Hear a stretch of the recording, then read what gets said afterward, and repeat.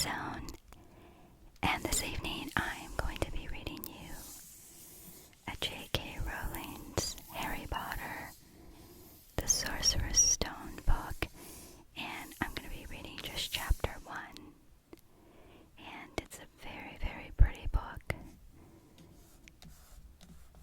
Harry Potter. I'm sure there's a lot of Harry Potter fans out there. And the Sorcerer's Stone. It's illustrated by Jim McKay. And very, very pretty illustrations.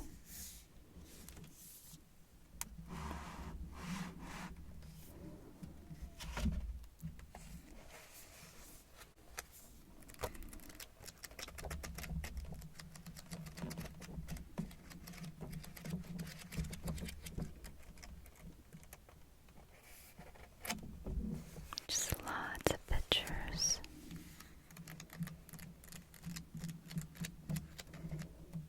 I love listening to the page turn.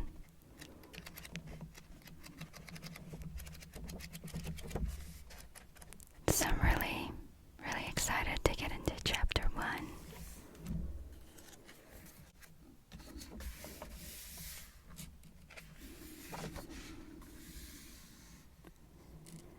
So there's 17 chapters, and I believe the book has 246 pages.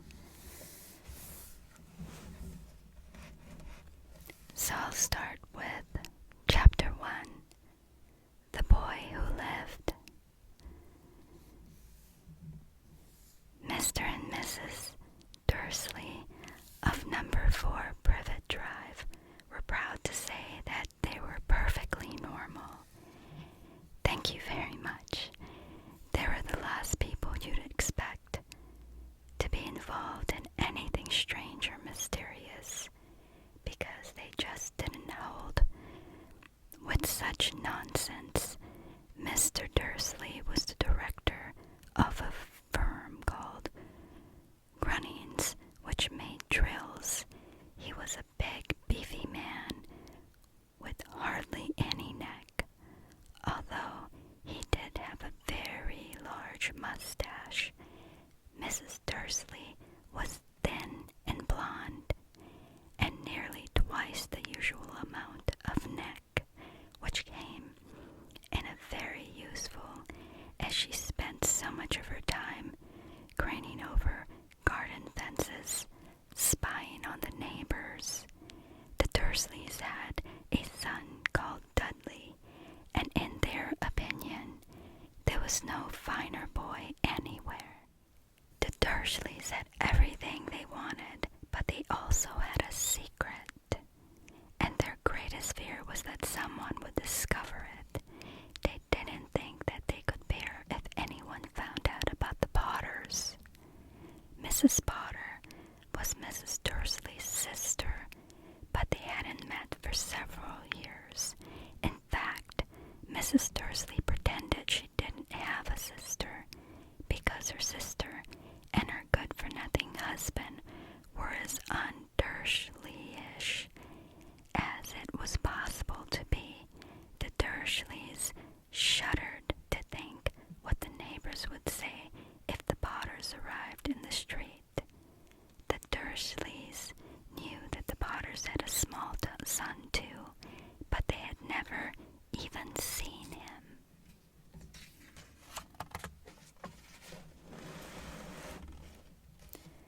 This boy was another good reason for keeping the Potters away. They didn't want Dudley's mixing with a child like that.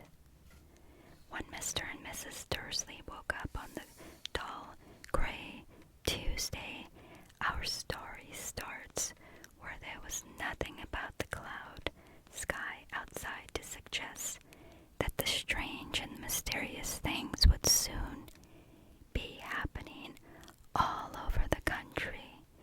Mr. Dursley hummed as he picked out his most boring tie for work, and Mrs. Dursley gossiped away happily as she wrestled a screaming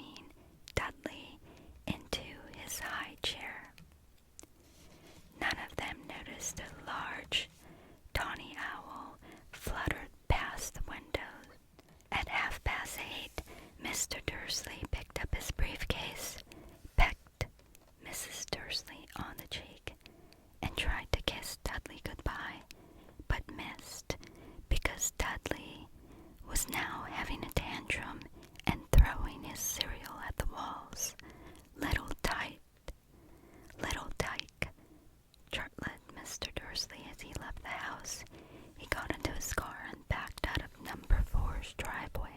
It was on the corner of the street that he noticed the first sign of something peculiar. A cat reading a map. For a second, Mr. Dursley didn't realize what he had seen. Then he jerked his head around to look again. There was a tabby cat standing on the corner of Privet Drive, but there wasn't a map in sight. What could he have been thinking of? It must have been a trick of the light. Mr. Dursley's blinked and stared at the cat. It stared back as Mr. Dursley drove around the corner and up the road and watched the cat in the mirror. It was now reading the sign that Privet Drive. No, looking at the sign, cats can't read maps or signs. Mr. Dursley gave himself a little shake and put the cat out of his mind as he drove towards town. He thought of nothing except a large order of drills he was hoping to get that day. But on the edge of town, drills were driven out of his mind by something else. As he sat in the usual morning traffic, he couldn't help noticing that there seemed to be a lot of strangely dressed people about. People in cloaks. Mr. Dursley couldn't bear people who dressed in funny clothes. The get-ups you saw in young people. He supposed this was some stupid new fashion. He drummed his fingers at the steering wheel, and his eyes fell on a huddle of these weirdos standing quite close by. They were whispering excitedly together. Mr. Dursley was enraged to see a couple of them weren't young at all. Why, that man had to be older than he was, and wearing an emerald green cloak. The nerve of him! But then it struck Mr. Dursley that this was probably some silly stunt. These people were obviously collecting for something. Yes, that would be it. The traffic moved on, and a few minutes later, Mr. Dursley arrived at the Grunnings car park, his mind on drills.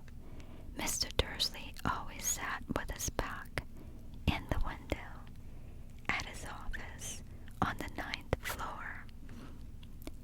If he hadn't, he must have found it harder to concentrate on drills this morning.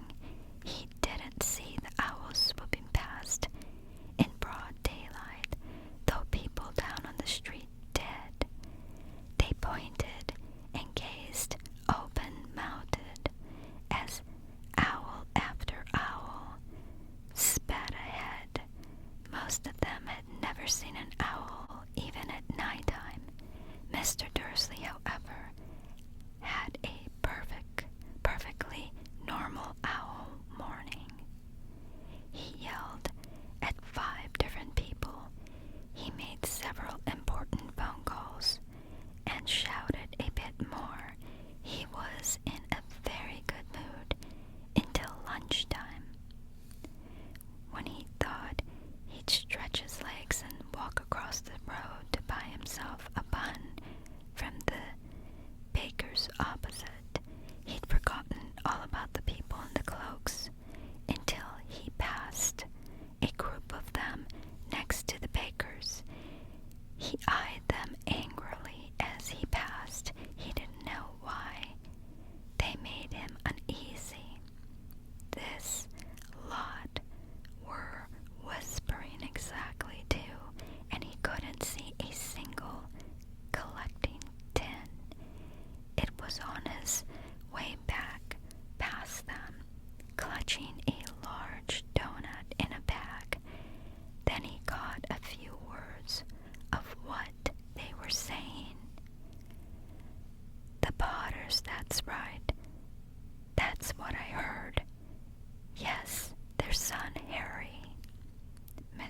Dursley stopped dead.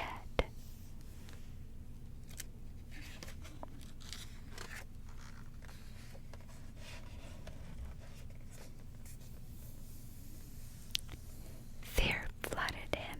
He looked back at the whisperers as he wanted to say something to them, but thought better of it. He dashed back across the road, hurried up to his office and snapped at his secretary not to disturb him, seized his telephone, and almost finished dialing his home number. When he changed his mind, he put the receiver back down and stroked his mustache, thinking, no, he was being stupid. Potter wasn't such an unusual name. He was sure there were lots of people called Potter who had a son called Harry.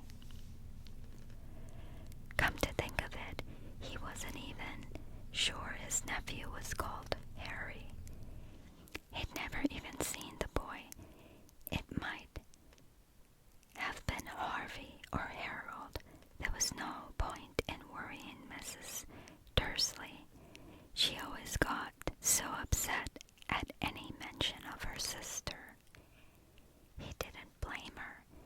If he had a sister like that, all the same, those people in cloaks.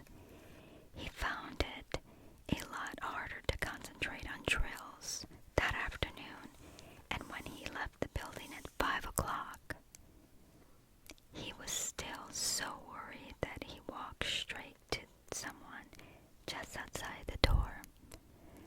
Sorry, he grunted, as the tiny old man stumbled and almost fell. It was a few seconds before Mr. Dursley realized that the man was wearing a violet cloak. He didn't seem at all upset at being almost knocked to the ground. On the contrary, his face split into a wide smile, and he said in a squeaky voice that made passers-by stare, "Don't be sorry, my dear sir, for nothing could upset me today. Rejoice, for you know who has gone at last. Even muggles like yourself should be celebrating this happy, happy day." And the old man hugged Mr. Dursley around the middle and walked off. Mr. Dursley stood rooted to the spot. He had been hugged by a complete stranger. He also thought he had been called a muggle. Whatever that was, he was rattled.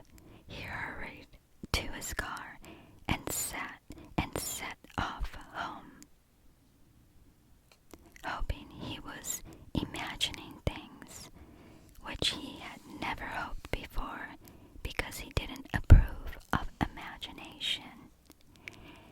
As he pulled into the driveway of number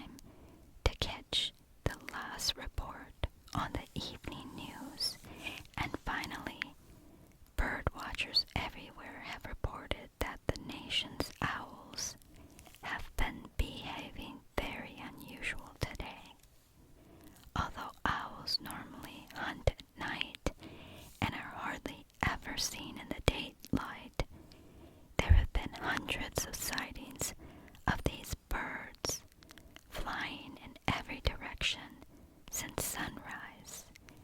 Experts are unable to explain why the owls have suddenly changed their sleeping patterns. The news reader allowed himself a grin, most mysterious. And now over to Jim McGruffin with the weather. Going to be any more showers of owls tonight, Jim? Well, Ted, said the weatherman, I don't know about that, but it's not only the owls that have been acting oddly today. Viewers as far apart as Kent, Yorkshire, and Dundee have been phoning in to tell me that instead of the rain I promised yesterday, they had a downpour of shooting stars. Perhaps people have been celebrating bonfire night early. It's not until next week, folks, but I can promise a wet night tonight.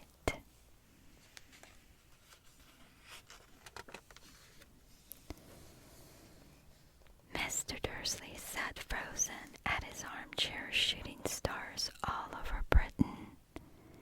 Owls flying by daylight, mysterious people in cloaks all over the place, and a whisper about the Potters. Mrs. Dursley came into the living room carrying 2 cups of tea. It was no good. He'd have to say something to her. He cleared his throat nervously. Petunia, dear, you haven't heard from your sister lately, have you? As he had expected, Mrs. Dursley looked shockingly and angry. After all, they normally pretended she didn't have a sister. No, she said sharply. Why? Funny stuff on the news, Mr. Dursley mumbled. Owls, shooting stars, and there was a lot of funny-looking people in town today. So, snapped Mrs. Dursley. Well, I just thought maybe it was something to do with, her lot. Mrs. Dursley slipped her tea through pursed lips. Mr. Dursley wondered whether he dared tell her he'd heard the name Potter. He decided he didn't dare.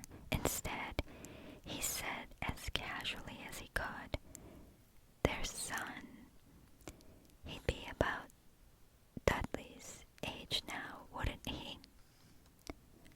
I suppose so, Mrs. Dudley, stiffly. What's his name again? Howard, isn't it? Harry. Nasty common name, if you ask me. Oh yes, said Mr. Dursley, his heart sinking horribly. Yes, I quite agree. He didn't say another word on the subject as they went upstairs to bed. While Mrs. Dursley was in the bathroom, Mr. Dursley crept to the bedroom window and peered down into the front garden. The cat was still there. It was staring down Privet Drive as though it was waiting for something. Was he imagining things? Could all this have anything to do with the Potters? If it did, if it got out that they were related to a pair of, well, he didn't think he could bear it. The Dursleys got into bed.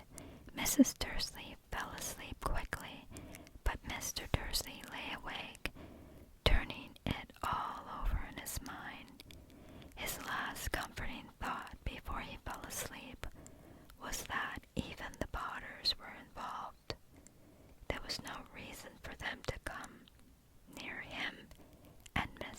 Dursley. The Potters knew very well what he and Petunia thought about them and their kind.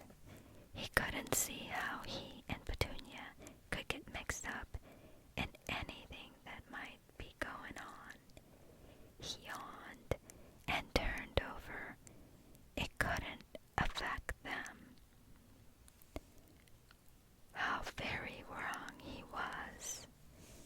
Mr. Dursley might have been drifting into uneasy sleep, but the cat on the wall outside was showing no signs of sleepiness. It was sitting as still as a statue, his eyes fixed unblinkingly on the far corner of Privet Drive.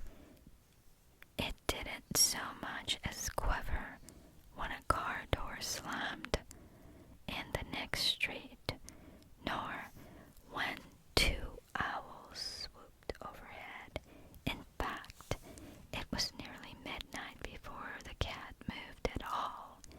A man appeared on the corner. The cat had been watching, appeared so suddenly and silently, you'd have thought he'd just popped out of the ground. The cat's tail twitched, and its eyes narrowed.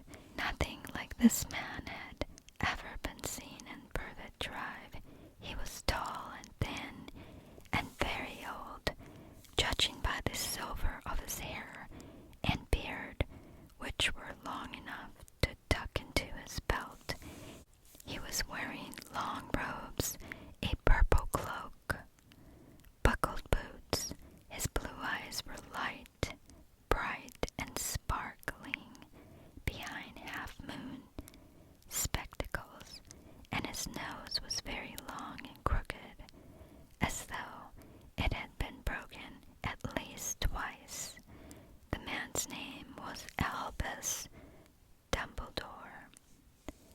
Albus Dumbledore didn't seem to realize that he had just arrived in a street where everything from his name to his boots was unwelcome.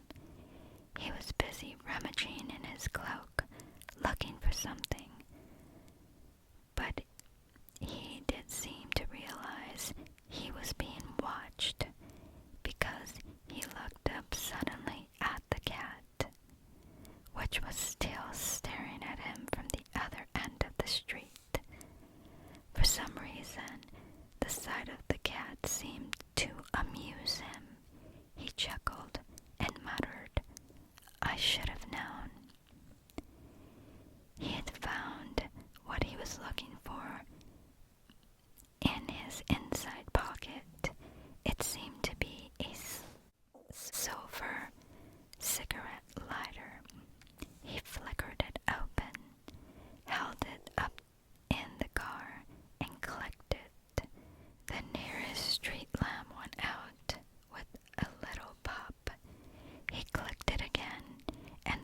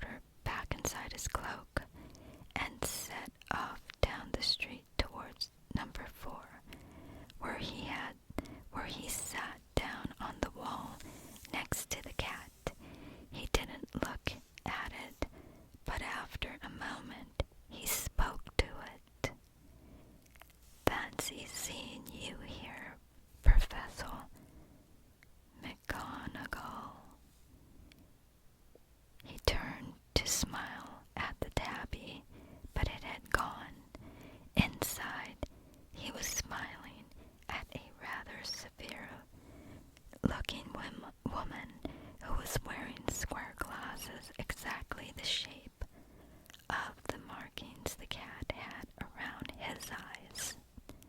She, too, was wearing a black cloak, an emerald one. Her black hair was drawn into a tight bun. She looked distinctly ruffled. "How did you know it was me?" she asked. "My dear Professor, I've never seen a cat sit so stiffly." "You'd be stiff if you've been sitting on a brick wall all day," said Professor McGonagall. "All day, when you could have been celebrating. I must have passed a dozen feasts and parties on my way here."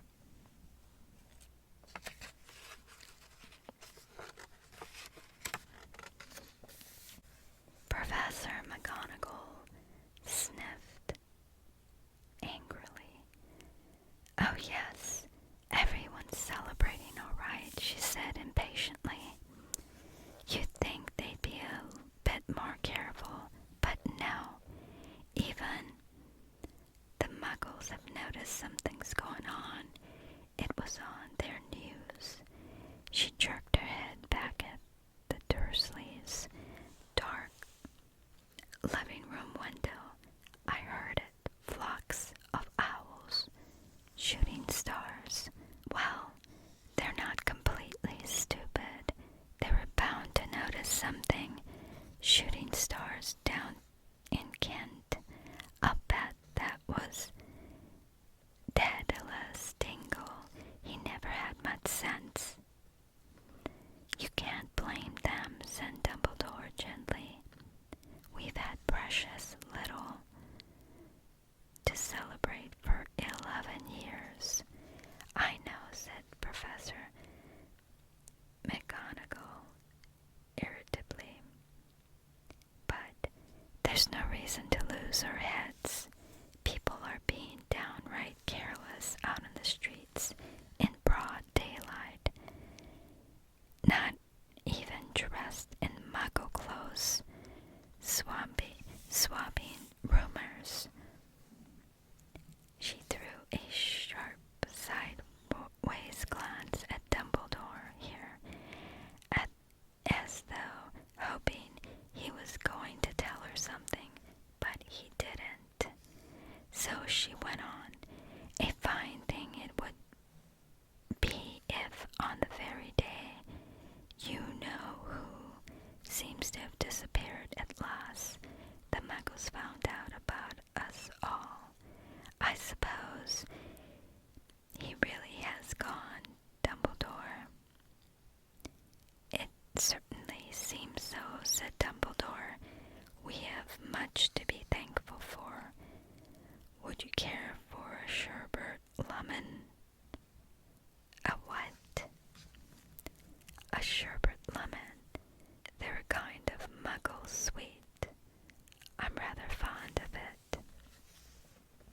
"No, thank you," said Professor McGonagall coldly, as though she didn't think this was the moment for sherbet lemons.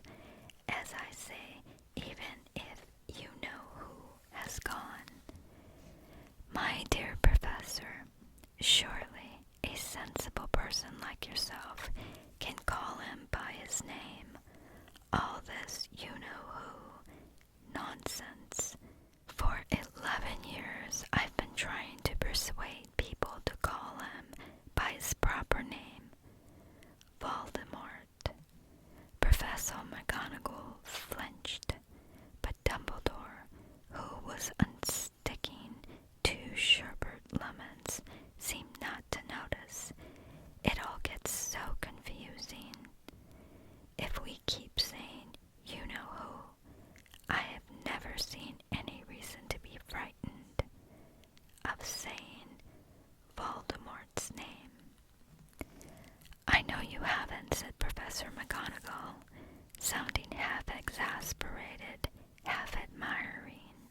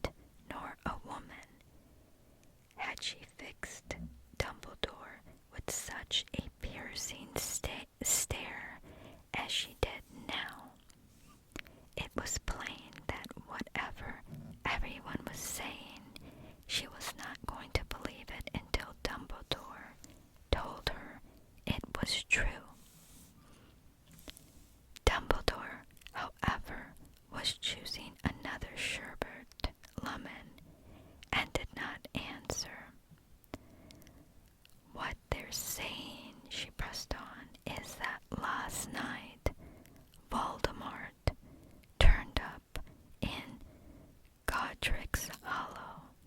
He went to find the Potters.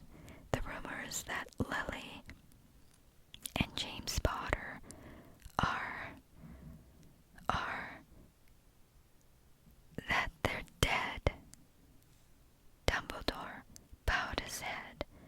Professor McGonagall gasped. Lily and James, I can't believe it. I didn't want to believe it. Oh, Albus. Dumbledore reached out and patted her on the shoulder.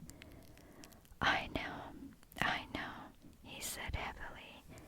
Professor McGonagall's voice trembled as she went on. That's not all. They're saying he tried to kill the Potter's son, Harry. But he couldn't. He couldn't kill that little boy. No one knows why or how, but they're saying that when he couldn't kill Harry Potter, Voldemort's power somehow broke. And that's why he's gone.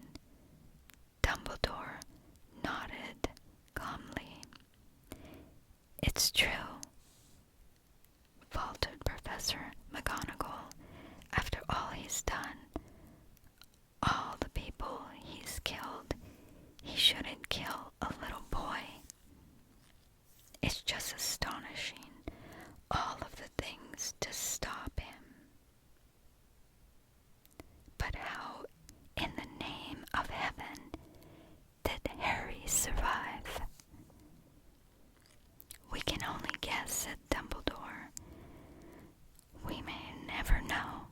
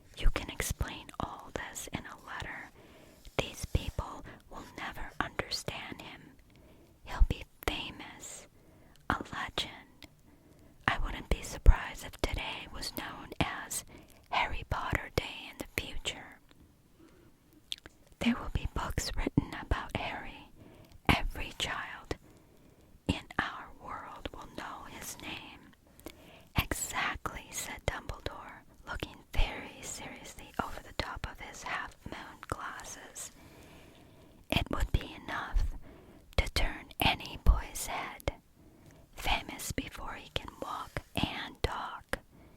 Famous for something he won't even remember. Can't you see how much better off he'll be growing up away from all that until he's ready to take it? Professor McGonagall opened her mouth, changed her mind and swallowed and said, Yes, you're right, of course. But how is the boy getting here, Dumbledore?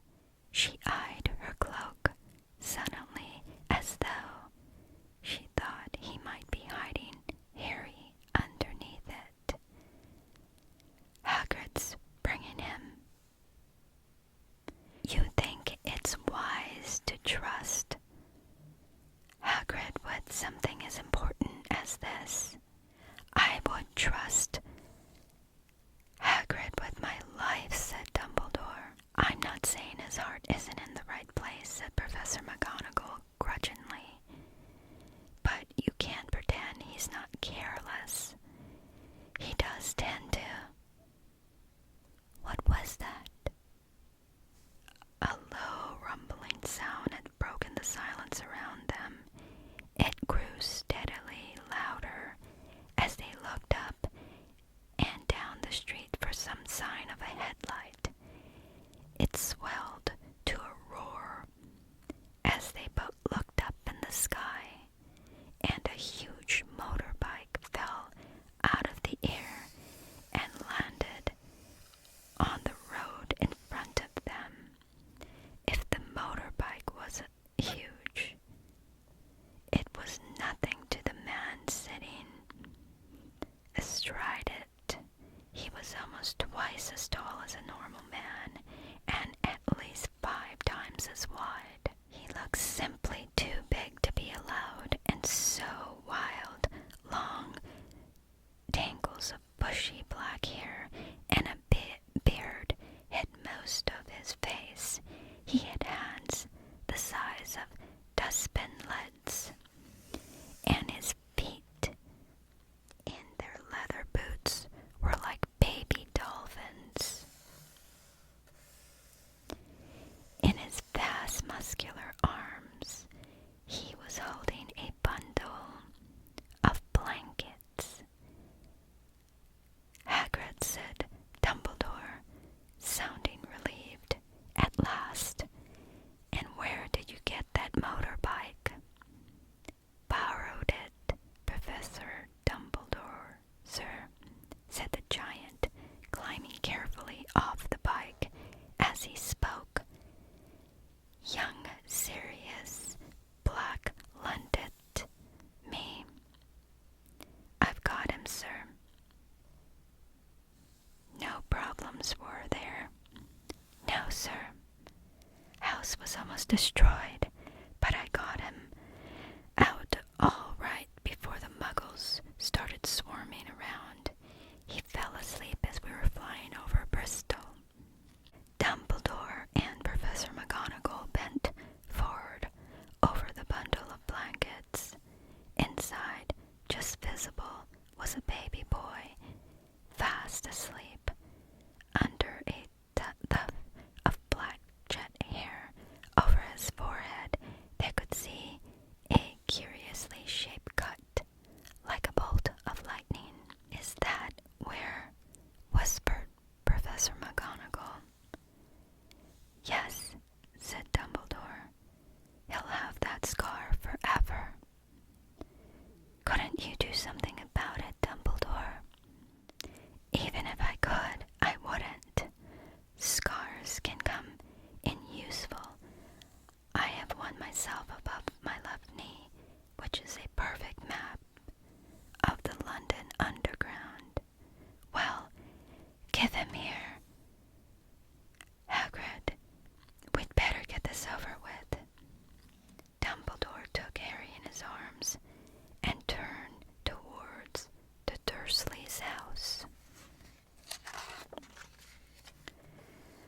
Could I say goodbye to him, sir? Asked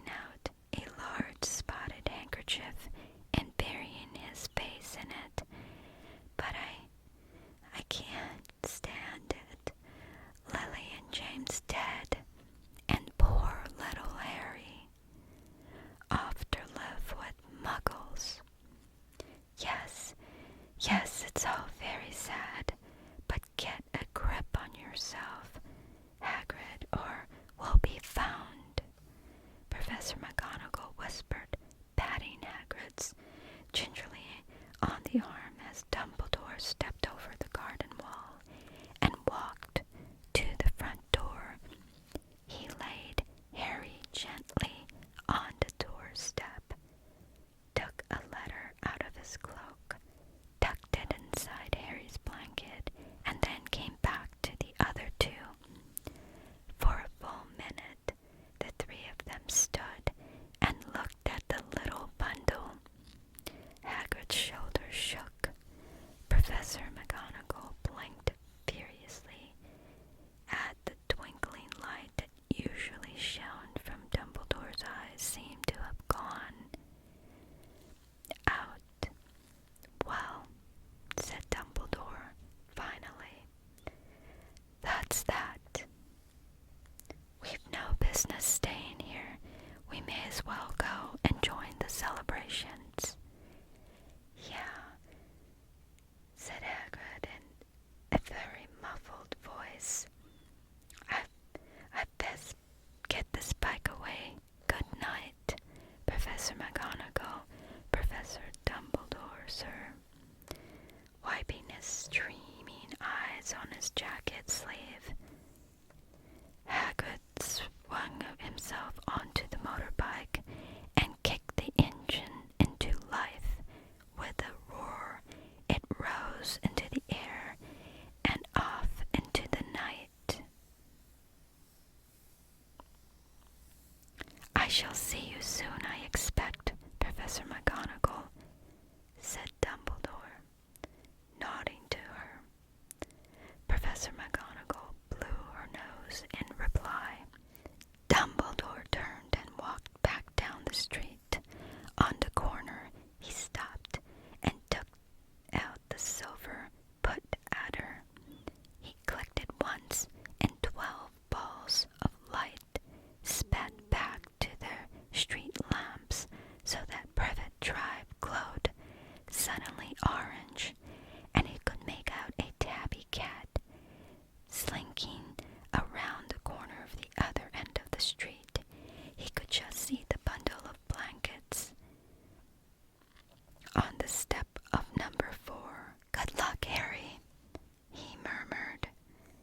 He turned on his heel, and with a swish of his cloak, he was gone.